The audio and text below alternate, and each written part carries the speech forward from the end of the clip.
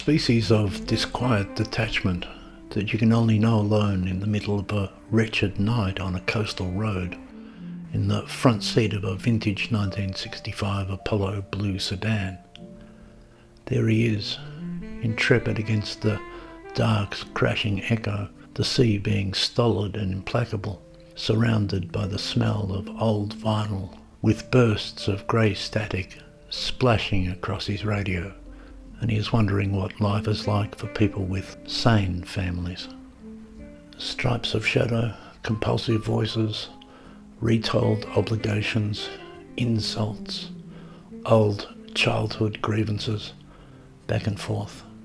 Blood ties make for bitter frankness. He watched the lines passing on the wet black surface. There were the chrome fittings, the wide standards of the dashboard, the speedometer still in miles per hour, the road to a new nothingness.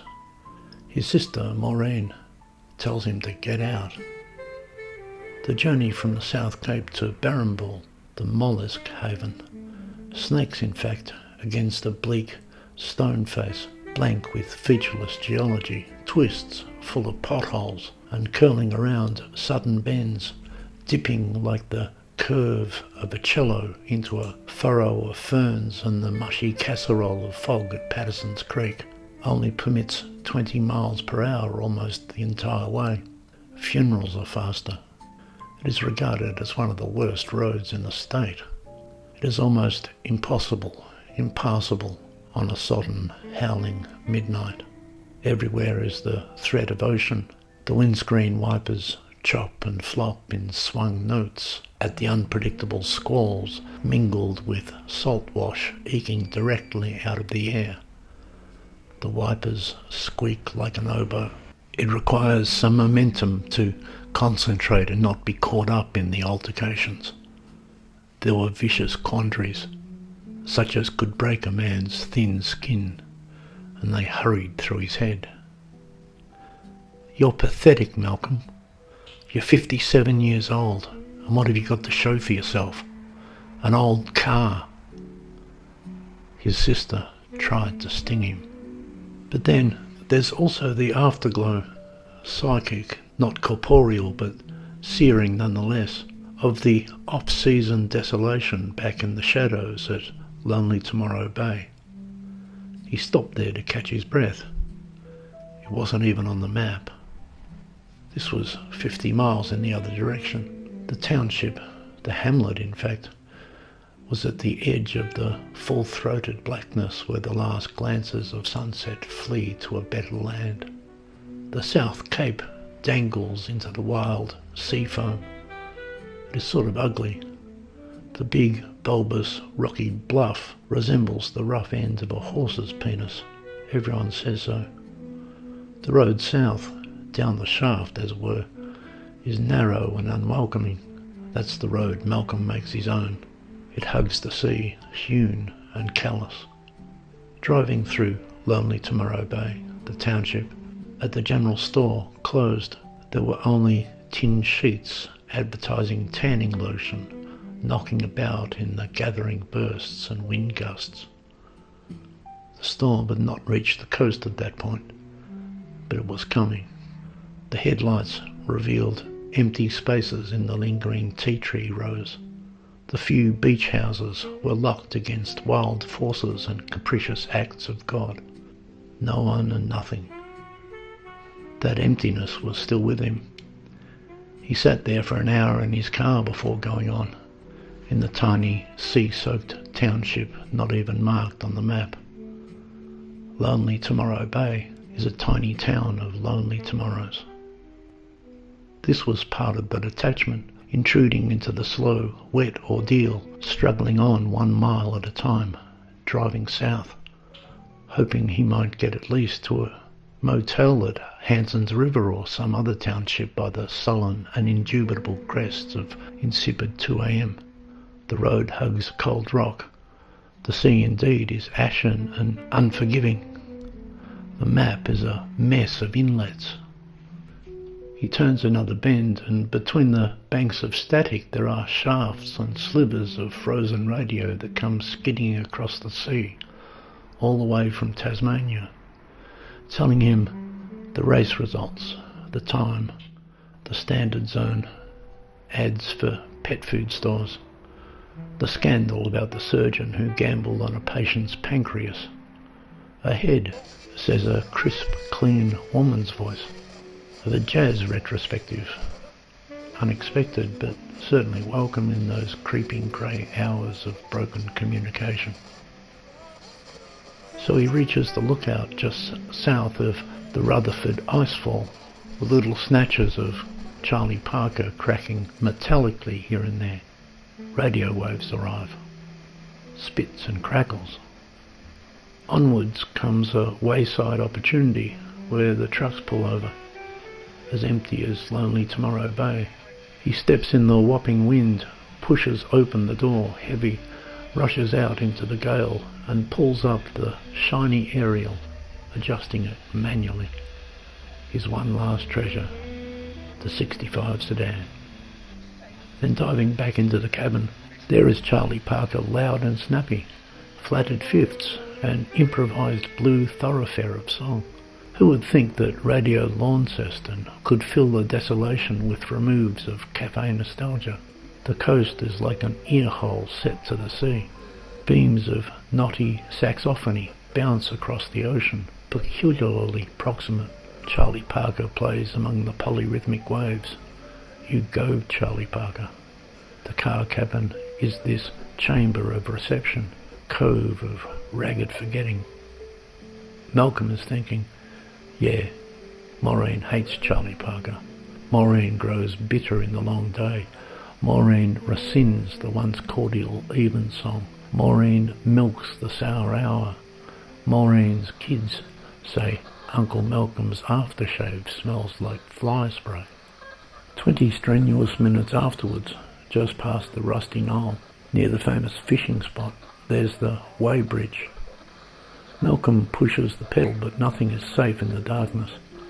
Then the sky suddenly collapses. He resists the squabble with counter-melodies from between the wars. Bing Crosby croons like a tube of white putty. Dizzy Gillespie blasts on his brass and almost faints at the high pitch of "Do nothing till you hear from me." The juxtapositions of a deep blue serenade. There are sheets of grim thunder bluster making barriers in the darkness alongside the dunes and the tormented bunny grass. He wonders for a second if the tyres will endure. The weather tumbles out of a menacing heaven. The tyres slurp in the puddles. The ocean holds a mighty grudge only 100 feet away. It would be easy to veer off the highway and die lamenting, mysteriously lost among the surf and the broken rocks. A snatch of horn falls out of the radio from Launceston in a deep ravine, nestled somehow at the meeting of ancient rivers. There's no way ahead. Visibility, zero. Bessie Smith had the downhearted blues in 1923. The insult, to be precise, is like a scold. The sheets of rain become so strained. He is inching forward, pushing his face to the windscreen, aching to see the guiding lines, squinting into the wash, twisting the wheel right and left every time the guardrail looms up from the deluge. If anyone could hear him, he'd be saying, "Hell's bells." And in between he is thinking how perhaps the bleak, empty shells of Long Tomorrow have been receding for many years. Perhaps the whole town has been abandoned. He could sympathise. The radio agrees. Do up, do up, do up. His lights swing around, however, at the Weighbridge, and he catches strange shapes in the rock face, long wet shadows and reflections of silver. Then he sees, unanticipated, a slim, small figure sheltering from the sea and sky against the Weighbridge wall. It is a building maintained by the Department of Roads, the Weighbridge. Functional design. It measures loads, grey-blue cement, a box and a short overhang. He pulls around, surprised. A terrible jam of new static rams the radio into temporary snuff. What's he doing there, that person? The figure moves. Malcolm slows down, turns around. The rain is unrelenting. It's time to give up anyway. There's the car to consider. But is that a he or is that a she? At first it's a he, shapeless in a charcoal mac buttoned at the neck. It turns out to be a she, a small woman, not a girl, possibly in her 30s, petite, hiding among the shadows from the gale, with a short-dwelling old-fashioned hairdo demolished by the driving downpour. He turns, swerving in Malcolm, and the vintage blue 1965 Apollo rolls to a stop. No one else in the shadows. She seems apart at this ungodly hour, in this ungodly place, in this also ungodly rain. He rolls down the window to catch her clearly. Another dump of water from the sky. She's in the corner, a tiny pocket of coastal protection, hugging herself in cold raiment. The radio resumes, then snaps and crackles again, and is gone. Tasmania falls silent. Miles Davis wails off into dark blue oblivion. "Are you all right there?" our hero calls out, over the heavy thunder of the surf. She waves, hand signals. The overflow of the headlights gives her slight definitions. "You're drowned," he observes loudly. A further cold rain dumped on the roadside. It comes in drifts and gushes. "Do you need a lift?" he calls out, louder. "Do you need a lift?" What is a woman doing out there in the bleak chill of abandon, he must ask himself. She waves again. At first it's hard to say. "Are you all right?" he calls again. Why would a woman be there alone 50 miles from lonely Tomorrow Bay, in the rain? She waves again. But what does waving mean? The weighbridge was for trucks on the interstate in the old days. Sheep, potatoes, rapeseed, silage. Never once driving down to his brother Barry's has Malcolm seen it in operation. But it is a landmark, hugged by grey shrubs, cut into the cliff corner.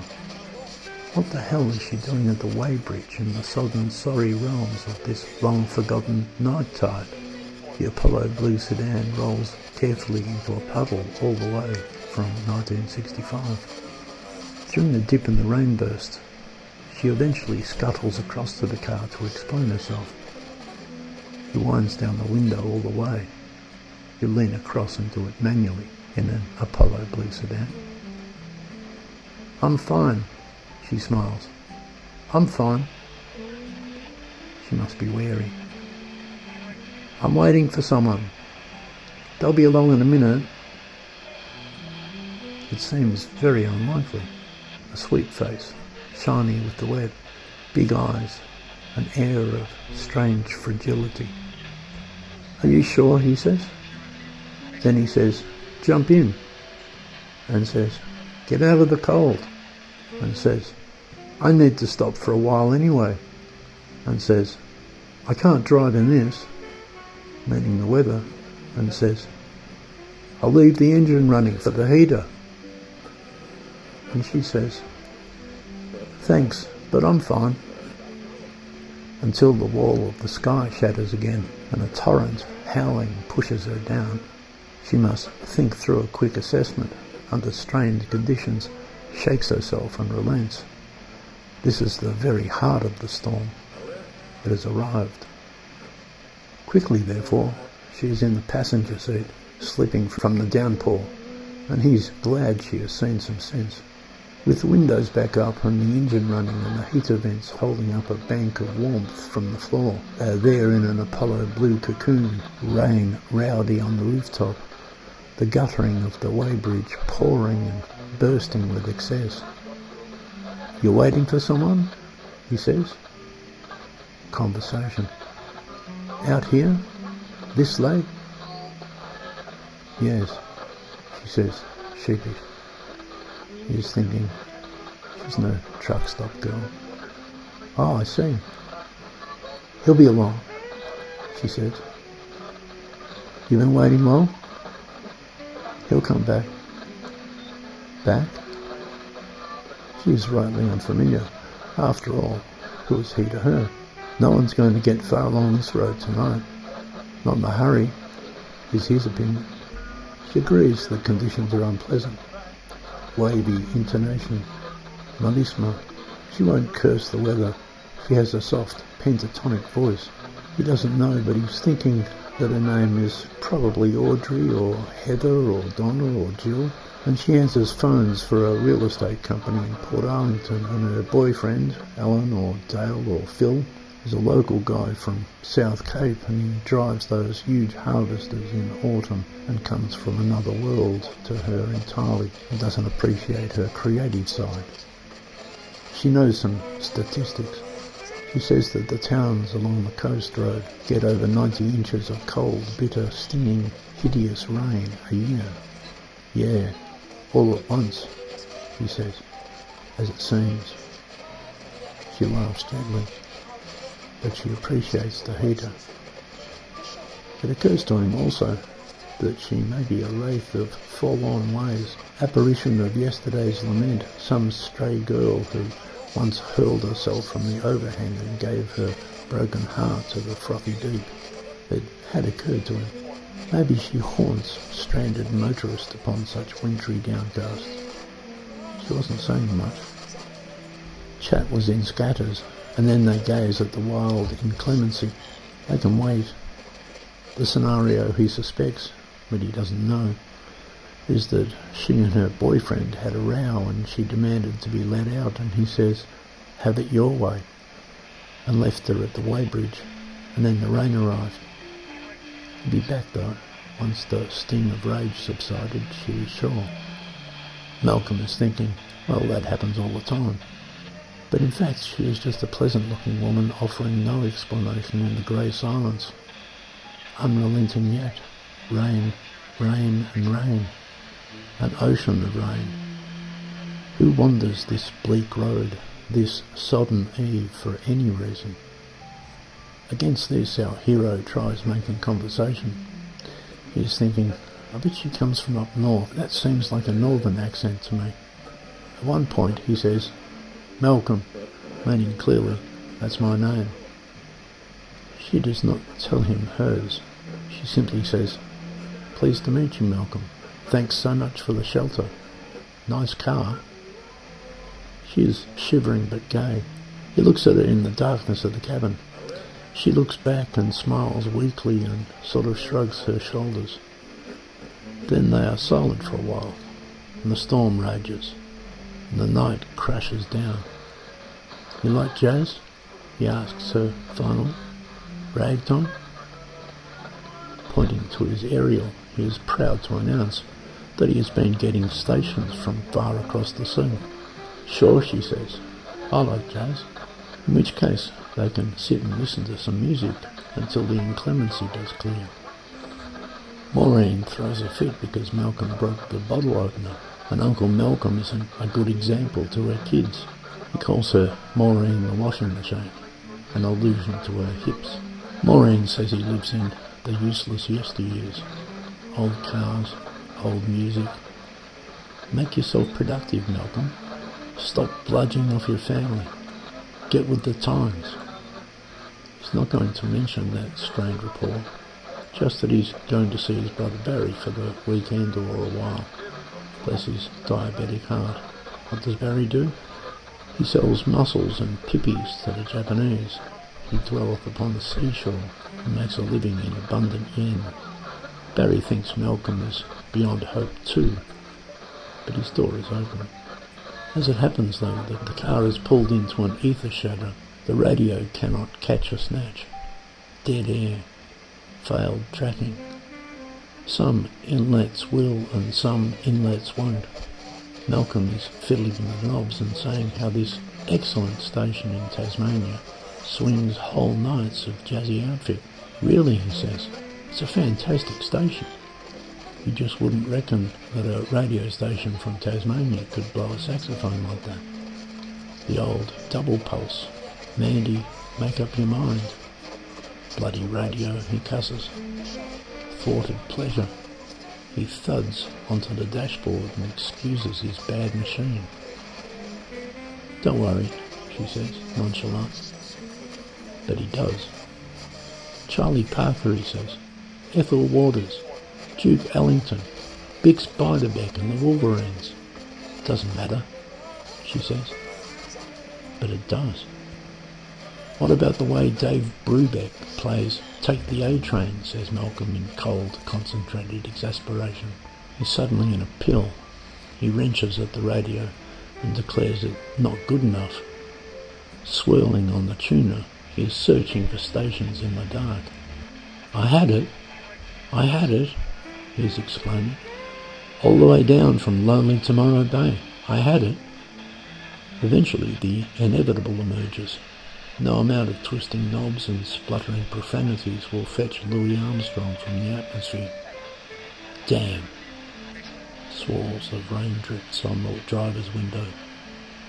Damn. The stranded lady sat there watching him be manic. She waited till he calmed. Then, placidly, after a long silence, perhaps at this stage she was assessing just how dangerous he might be, she spoke in a quiet tempo, saying, Do you know Pretty Little Sunshine? It's an oldie.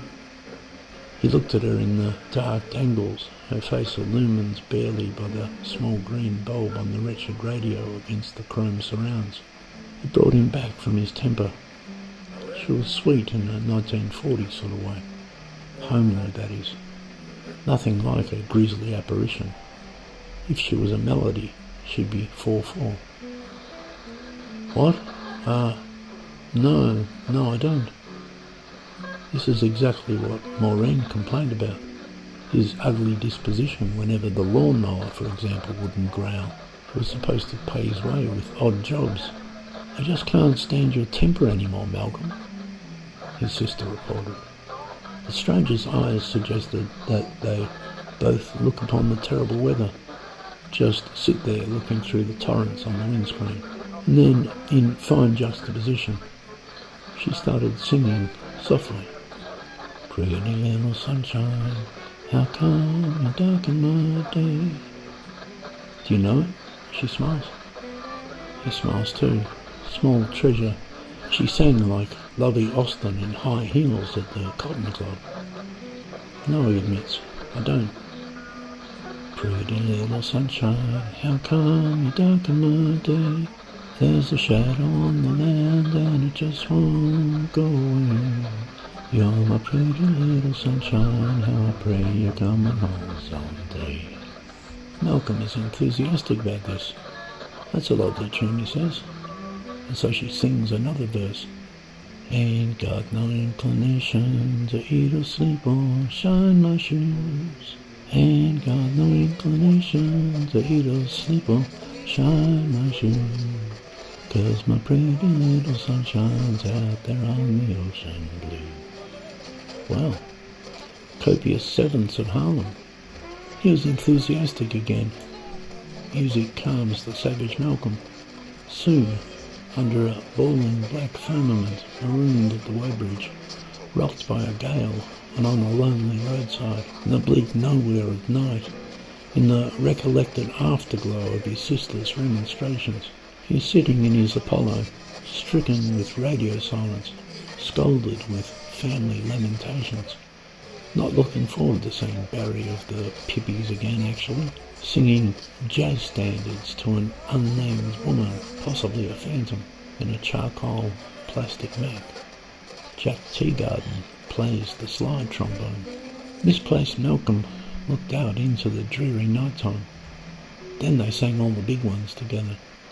Ain't Nobody's Business, Come Rain, Come Shine, Don't Get Around Much Anymore, Blue and Sentimental, Last Night When We Was Young, The Bemba Swing, The More I See You Boogie Woogie, April in Paris, Poor Butterfly, Blue Nightingale Rag. He was no John Lennon Hughes, to be sure, but he knew an F from a C. She was as sweet as Mildred Bailey on a springtime afternoon in Idaho. By the time they got to Vivian Siegel's Bewitched, Bothered and Bewildered, the rain had eased to a soft annoyance, and the sky was merely dark and moody, just as it began. It was a mild exhilaration to be singing in a vintage 1965 Apollo blue sedan in the pouring rain, in the dead of night 50 miles from a lonely tomorrow. Why had life not sung along like that on other bitter days, wondered he, just catching himself in the rearview mirror, a middle-aged conundrum of which he had no fathom. The answer to the question was probably Maureen the washing machine, who, he thought, had somehow conspired with the lawnmower to throttle every blue note of syncopation from his miserable demeanour ever since they were kids, as though it was his punishment for breathing. He almost opened up. He almost told the stranded woman in the charcoal Mac the measure of his woes. Instead, he had the sense just to relish the moment. "I'm sorry, Malcolm," said his sister. "Enough is enough." When he surfaces from this, the car heater is turning over and the windows grow foggy with their breathing. Soon the woman turns to him and says, "The rain stopped." He reaches down and fiddles with the radio again. "Are you sure you don't need a lift?" he says. No one, after all, had come back to retrieve her. Why not take her at least as far as Hanson's River? "I'm fine," she says. "I'm fine." He relents and admits that he should get along his way lest the whole night subsides into pointless journey. There's a repertoire of rags to sing, but his brother will be wondering. "Maureen's kicking me out," Malcolm explained on the phone. "She's gone nuts. Could you put me up?" Barry isn't thrilled, but Malcolm is his flesh and blood. "I'm leaving now," Malcolm told him. He regarded Barry as a mollusk of a man. Just then, Benny Goodman picks up his clarinet over in Tasmania, and a smooth rhapsody arrives. As she was getting out of the car, the woman smiled and said, "Just one question." A quite pretty woman, with a button nose, wide-eyed among a cream complexion, probably late 30s. There was something Nora Jones about her. He wondered what. "Why?" she asked. "Are you in your pyjamas?" And she tilted her face in a quizzical way. Malcolm stammers. "My what?" He catches that eye again in the rearview mirror. It is true. Our hero is sitting there at the steering wheel, clad inglorious in his nightlace, as if somehow, in some wild miscalculation, it is bedtime. Rewind, backtrack, the sudden thud, the species of quiet detachment that you can only know alone. He recalls getting into the Blue Apollo. He recalls the anger and the ferment. He recalls driving through Geelong sometime around 11 p.m. He recalls singing along with Scott Joplin in immoderate tones. The displacement, to be precise, is like a scold. Is he really still in his pyjamas? Maureen, the washing machine, threw the phone book at him and showed him the door. "Oh," he says, "I guess I left in a hurry." That is all he says. The convenience of it, if there was one, was that when he made it to Barry's at Barrenball, he might simply flop into bed and talk the family traumas in the morning. But that was folly, and he knew it. He didn't even bother the suggestion. Only a man with preoccupations takes the coast road to Barrenball wearing his pyjamas. He almost opened up. Once again he almost told the stranded woman in the charcoal Mac the measure of his woes. But saying families are a cesspool of long-lasting dramas is only a truism. There was no need.